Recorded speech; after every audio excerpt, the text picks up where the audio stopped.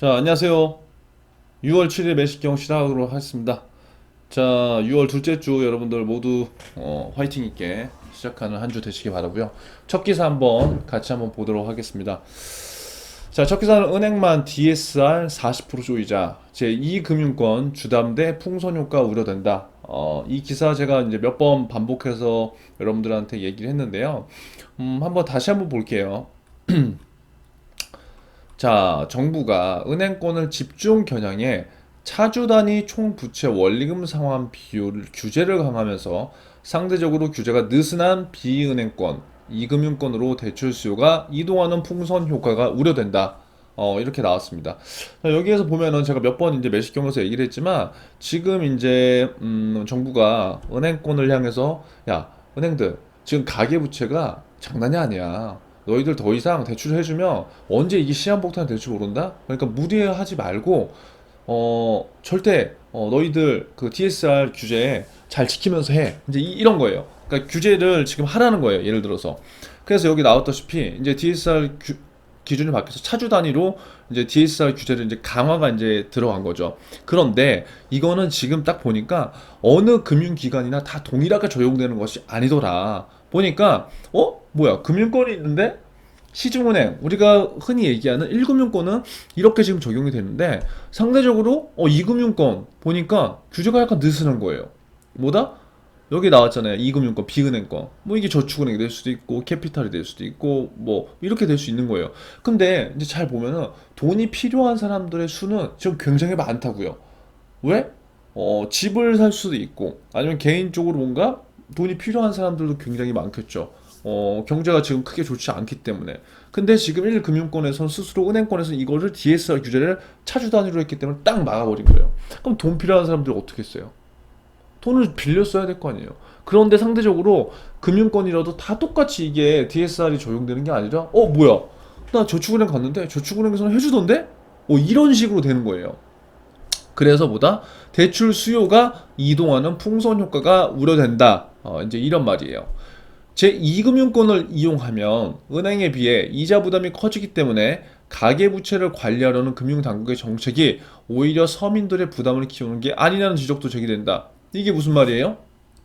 보통 통상적으로 1금융권보다는 2금융권이 일단 대출 돈을 빌리는 사람 입장에서도 왠지 찝찝해 뭐 이런 느낌도 가질 수 있어요. 근데 그런 거 없어요. 근데 실질적으로 우리가 돈을 빌리면 이제 그럴 수 있다고요. 그리고 금리도 왠지 1금융권보다 2금융권이 좀 더 높아. 금리가 높다는 거는 뭐예요? 내 대출 이자가 좀 더 많이 나간다는 소리죠. 그래서 궁극적으로 봤을 땐 정부야. 지금 너희들이 정부에서 지금 가계부채 관리하려고 지금 금융당국 뭐야 금융당국에서 이렇게 지금 정책을 하는데 지금 서민들이 다 지금 이게 안 돼서 지금 이금융권으로 가면은 서민들이 이자 부담만 더 내는 들어가는 거 아니야? 이게 무슨 효과야? 이런 지적도 나오고 있다는 거예요. 이런 지적도.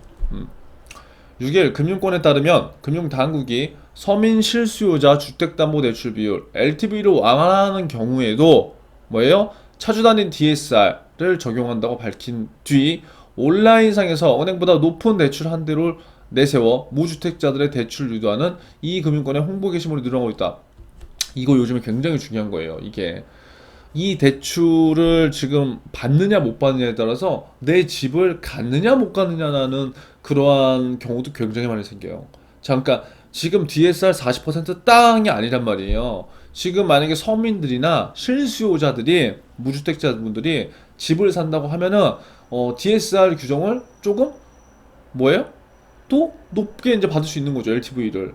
LTV를 완화한다고 했으니까. 지금 LTV가 원래는 수도권이 거의 40%였는데 경우에 따라서 50%또 60%까지 될 수도 있으니까.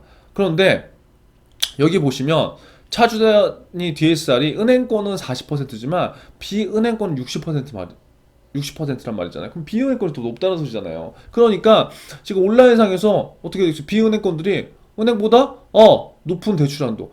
야, 은행은 지금 대출 안 나오잖아. 너희 집 사고 싶잖아. 근데 우리는 너희한테 대출 이렇게 나가줄 수 있어. 집 살려면 빨리 와. 돈 필요한 사람도 빨리 오세요. 이제 이렇게 되는 거예요. 그러니까 무주택자들의 대출을 유도하는 이 금융권의 홍보 게시물들이 늘어나고 있다는 거죠. 자, 금융위원회는 지난달 31일 서민 실수요자가 주담대를 받을 때 적용되는 LTV 우대폭을 현행 10%에서 20%로 늘리는 대출 규제 완화책을 발표했다. 제가 아까 얘기한 거예요. 원래 주담대를 받을 때 원래 대부분 서울 지구 수도권 40%였는데 현행에서 10%나 20% 이제 올리는 완화책을 발표했어요. 자, LTV 우대 혜택을 받을 수 있는 즉각 기준도 6억에서 9억, 조정 대상 지역은 5억에서 8억으로 완화가 됐고 소득 기준도 합산이 8천에서 9천으로 1천만원 늘은 거죠. 생애 최초는 이제 1억으로 된 거고요. 다만 가계 부채와 부동산 시장의 영향을 고려해서 차주 단위 DSR 한도 이내에서만 대출해준다고 했다. 그러니까 LTV가 물론 완화는 됐지만 차주 단위 DSR 한도 내에서만 대출을 해준다고 했고 그 대출 최대 한도도 몇 억이다? 4억이다. 그러니까 무조건 막 많이는 안 해준다는 거예요. 7월부터 규제 지역에서 6억 원을 6억 원 초과 주택을 담보로 주담대를 받을 때 차주 단위 DSR이 적용된대요. 그러니까 지금 6월 달에 더 사람들이 더 많이 받으려고 할 거예요. DSR은 뭐다? DSR은 모든 가계대출의 1년치 원리금 상환액을 연소득으로 나눈 거다. 그러니까 주담대, 예를 들어서 내가 주담대를 받는다. 그럼 주담대 나는 게 1년치 원리금 상환하는 게 아니라 모든 내 가계의 대출을 포함한 1년치의 원리금 상환액을 연소득으로 나눈 값이라는 거예요. 연간 원리금 상환액이 연봉의 40%를 넘으면 더 이상 대출 안 해준다. 그러니까 이거예요. 자, DSR 개념이 뭐다? 당신이 예를 들어서 내야 되는 원리금 상환액이 이자하고 원금 그 상환액이 연봉의 40%를 넘으면 더 이상 넌 대출 안 돼. 이제 이거예요. 근데 비은행권은 그게 60%. 서울은 사실상 대부분 아파트가 DSR 규제 받을 수밖에 없다. 이거 왜 그런다? 정부에서는 당연히 부채가 많으면 걱정될 수밖에 없잖아요. 부채를 계속 해주는 것도 좋지만 이게 지금 수도권의 집값은 계속적으로 올라가 있고 지금 실물 경제도 그렇게 좋지 않은 상황인데 이 뇌관이 언제 폭발할지 모른다는 거죠. 사실 그 영향이 만약에 금융권으로 간다. 그럼 금융권에서는 배출을 해주고 물론 수익을 받지만 동시에 이런 개인의 파산이라든가 이러한 연쇄 부도라든가 이런 게 일어났을 때 엄청나게 심각한 문제가 야기될 수 있다는 거죠. 그럼 당연 정부에서 이런 것들을 관리할 필요성이 있을 수밖에 없는 거고요. 자, 그러나 대출 이용도가 높은 은행권의 DSR을 비은행권보다 강하게 조이면서 상대적으로 규제가 느슨한 이금융권에서 대출 수요를 끌어들이려는 움직임들이 나타나고 있는 것이죠. 이거예요. 그러니까 은행권에서 막 조이니까 지금 다 튕겨서 나가서 이금융권 가잖아요. 왜 가냐? DSR 여러분 40%하고 60% 차이가 엄청 커요. 그러니까 이 예시가 다 잘 나와 있네요. 연봉 만약에 4천이다. 그럼 DSR 4천이 적용되면 연간 원리금 상환액이 얼마를 넘을 수 없는 거예요? 4천에 40%면 1600. 1,600만 원을 넘을 수가 없고요. 이 예시를 여러분들이 한번 딱 DSR 개념을 이런 예시들을 스크랩을 딱 해놓으면 이 기사 하나만 읽어도 다 이해가 돼요. 이거 좀 오래 하고 있는데 이거 중요한 거니까 한번 계속 해볼게요. 그래서 이러한 기사를 하나 딱 오래서 스크랩을 해놓으라고요. DSR 그냥 말만 DSR 외우는 거 의미가 없어요. 여러분들이 어차피 현업에 나가서 할 거잖아요. 여러분들이 금융권 취업 안 하더라도 나중에 대출을 받을 때 DSR 개념 알면 좋잖아요. 그러니까 연봉 4천만 원이다. 그럼 DSR 40% 적용되면 연간 원리금 상환액이 1,600만 원 넘을 수 없구나. 근데 대부분 우리가 주담대를 하거나 할 때는 30년 만기 요렇게를 이제 하죠. 그러면 뭐예요? 30년 만기를 적용해도 3억 3천만 원 이상은 대출을 받을 수 없다는 거예요. DSR 40%가 적용되면. 그런데 DSR 60%가 되면은 뭐다? 연간 원리금 상환액이 2,400으로 늘면서 최대 얼마까지 대출 받을 수 있다? 4억. 그럼 보세요.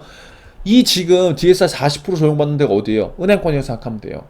여기 지금 60% 비은행권. 그럼 여러분들은 어디에서 대출 받으려고 하겠어요? 만약에 내가 지금 집을 지금 사야 돼. 꼭 사야 돼. 그러면 지금 제가 그때도 얘기했지만 이게 맞다는 건 아니에요.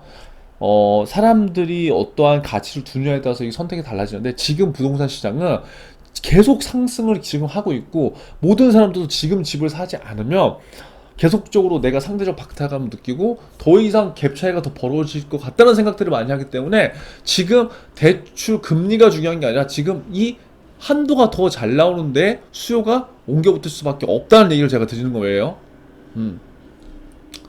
자, 수요자들 입장에서도 근래 집값이 워낙 많이 오른 상태다 보니 대출 한도가 모자랄 경우 이자 부담을 감수하고서라도 울며 겨자 먹기로 이금융권 대출을 선택해야 되는 상황이 발생할 수 있다. 제가 한 얘기 지금 그대로 하죠. 은행권의 평균 주담대 신용대출 금리는 2에서 4%이지만 이금융권에선 주담대는 보통 5%가 넘고 신용대출 금리는 그 차이가 많이 나죠. 근데 제가 한 2달 전인가 3달 전에 이 주담대를 얘기하면서 보험사 주담대도 한번 얘기했어요. 근데 그때 제가 신문기사를 읽었을 때는 오히려 보험사에서 주담대를 더 싸게 해준다고 했었어요. 그러니까 그게 한 2달 전인데 그런 상황들 지금이랑 이제 약간 변경될 수가 있어요. 왜냐면 금리에 계속적으로 민감하고 보험사도 우리가 이금융권으로 보잖아요. 근데 생각보다 주택 수요가 있는 사람들이 보험사로 막 그때 갔어. 그럼 거기에서 금리가 멈춰져 있지 않겠죠. 그렇죠? 수요가 느는 게 확인됐기 때문에. 그러니까 이런 것들도 끊임없이 우리가 확인해 봐야 된다는 거예요. 근데 대부분은 어떻게 한다? 주거래은행 가서 띡 가서 대출 돼요, 안 돼요? 안 돼요? 알았어요. 그럼 안 되는 줄 알아요. 아니에요. 알아보면 알아볼수록 내가 할 수 있는 바운드가 넓어져요. 자, 실제 지난해 9억 원 초과 고가주택 대상으로 DSR을 먼저 강화하자 이금융권의 주담대가 늘어나는 모습이 나타나기도 했다. 이거 똑같은 말이죠. 금융감독원에 따르면 올해 1분기 말 보험회사의 가계대출 잔액은 124조 9천억으로 전분기 대비 1조 늘었다. 이거 제가 아까 얘기한 거랑 많이 같죠. 그래서 금융권 관계자는 집값이 급등해 대출 한도가 한 푼이라도 절실한 상황에서 은행 규제 강화로 서민들이 이금융권에 몰릴 경우 또 다른 리스크가 될 수 있다. 은행권의 DSR을 소폭 완화해 비은행권과의 갭을 줄이거나 상환 기간을 늘려 이자 부담을 낮추는 방안들을 생각해 볼 필요가 있다. 좋은 생각인 것 같습니다. 어차피 필요한 사람들 돈을 다 쓰게 돼 있기 때문에 자꾸 사람들을 궁지에 더 몰아넣을 필요성은 없을 것 같아요. 그런데 정부의 입장, 은행의 입장, 이금융권 입장이 우리가 다 다르기 때문에 이 똑같은 하나의 이슈를 갖고 여러분들이 어떠한 기관에 어떻게 적용시킬지를 우리가 생각해 보는 게 좋아요. 이 기사를 갖고 여러분들이 만약 시중은행에 간다. 그럼 시중은행에서 여기에서 갖고 가야 될 포인트가 뭔지를 고민해 봐야 되는 거고, 이금융권에서는 확실하게 지금 나오죠. 추담대 이금융권에서 영업 많이 할 거란 말이에요. 그럼 내가 갖고 있는 이 포인트, 이 방향성, 시장에서 대출이 중요하다. 근데 이금융권의 마케팅을 한다는 건 이금융권에서 이 주담대나 대출을 활용해서 지금 영업을 잘 하고 수익원이 된다는 거죠. 그럼 이 이슈들을 활용해서 내가 면접에 어떻게 활용할 건지 이런 것들을 우리가 생각해 본다면 훨씬 더 좋은 신문 읽기 연습이 될 수 있다는 겁니다. 자, 전 세계 주식판 뒤흔든다. 미 10년물 국채. 넌 누구냐? 한번 볼게요. 자, 이거 최근 주식시장 뉴스에 미국의 10년물 국채금리가 자주 등장하고 있다. 제가 요거 한 몇 주 전에도 10년물 국채금리에 대해서 얘기 한번 했었죠. 이 미국의 10년물 국채금리가 1.5%를 넘어섰기 때문인데요. 우리는 오늘 이걸 알면 됩니다. 미국 10년물 국채금리 중요한데 그게 지금 1.5%를 넘었네. 이 두 개만 일단 알면 돼요. 대체 이 금리가 오른다는 것은 무엇이고 주식시장에 어떠한 영향을 주는지 살펴보겠다. 자, 국채란 뭐예요? 이거 되게 잘 되어 있는 것 같아요. 먼저 채권이란 기업이나 투자자들에게 돈을 빌리고 그에 대한 대가로 뭐예요? 원금과 이자를 지급하겠다는 증서죠. 증서. 이런 채권. 국가가 지급 보증을 되어 발행하면 뭐예요? 그게 국채. 회사가 보증을 발행하면 뭐예요? 회사채가 되는 거죠. 국채는 국가가 보증하는 만큼 나라가 망하지 않는 한 못 받을 위험이 없어 안정성이 높다. 그러니까 국채를 발행하면은 그만큼 나라가 보증을 하는 거기 때문에 안정성이 이제 있다고 보는 거죠. 근데 회사채도 우량 기업이면은 회사채도 뭐 안전하지 못할 건 없죠. 대부분 채권은 우리가 안전자산으로 뭐 보긴 하잖아요. 주식이 대표적인 위험자산이라면 채권은 대표적인 안전자산입니다. 채권의 가장 중요한 특징은 뭐다? 만기가 있다는 거, 그리고 원금과 이자가 고정되어 있다는 거. 자, 채권 가격과 채권 금리는 무엇인가요?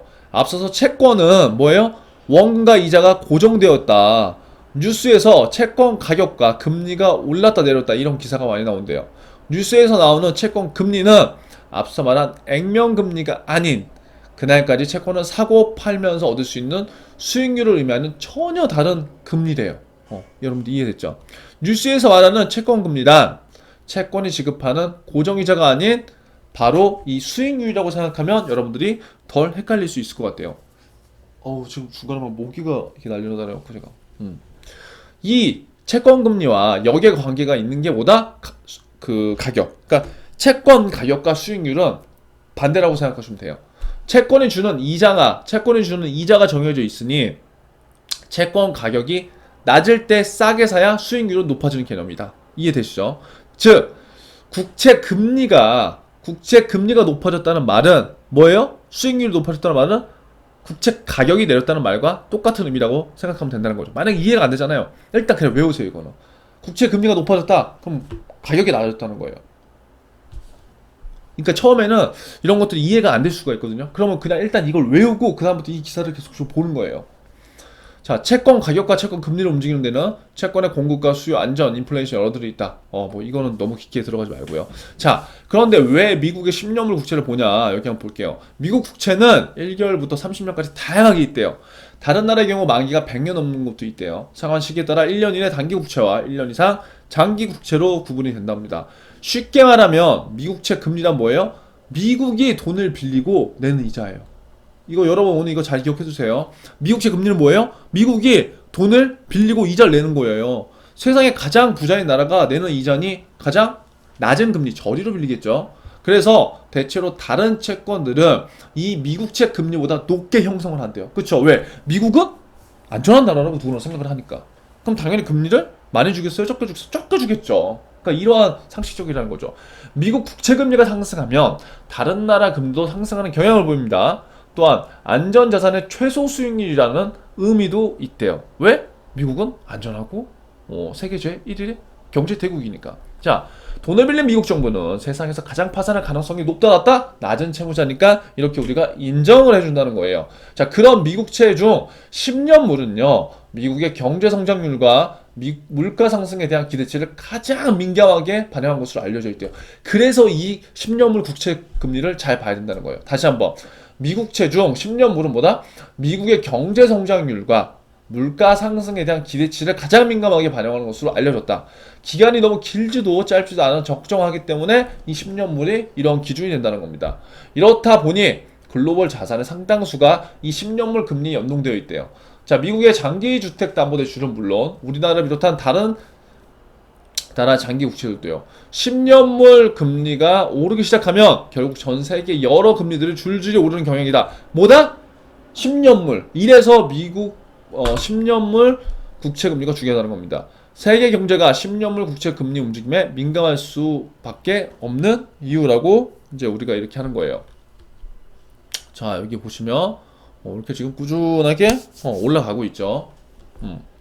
최근 10년물 국채 수익률 주목받고 있는 이유는 뭐다? 가파르게 오르고 있기 때문에. 작년 중순까지 0.5%. 작년 지금 여기 보이면 9월 달에 0.5%였죠. 그런데 지금 몇 퍼센트다? 1.6%. 상승률만 보면 200%가 넘었다. 여러 이유가 있겠지만 이제 우리는 이제 이런 걸 봐야 된다는 거예요.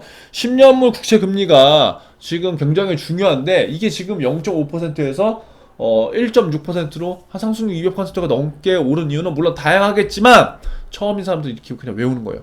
경기 회복, 미국의 경기 회복과 더불어서 조 바이든 대통령이 대규모 부양책에 사인을 했다. 그래서 이제 이런 것들에 영향이 있다. 결국 미국 정부가 국채를 발행해서 비용을 충당할 것이고 그 말은 국채 공급이 는다는 거죠. 왜 국채를 발행해서 비용을 충당할 것이니까. 그럼 뭐예요? 물량이 많아지면 어떻게 돼요? 공급이 늘어나니까 국채 가격은 떨어지겠죠? 국채 가격이 떨어지니까 아까 수익률, 채권 금리는 어떻게 됐어요? 반대가 된다고 하니까 올라가는 거죠. 이렇게 이해를 해주시면 돼요. 자, 국채 수익률이 또 다르게 오르는 또 다른 이유는 뭐다? 하나는 인플레이션에 대한 우려가 반영되어 있기 때문에 인플레이션의 우려. 10년물 국채금리와 인플레이션 관계는 아주 직설적으로 설명해 보자면 100만원짜리 100만원짜리 10년 만기 연 5% 액면 금리를 주는 채권을 샀다고 생각하면 10년 동안 총 받게 될 현금 흐름은 얼마다? 150만원이다.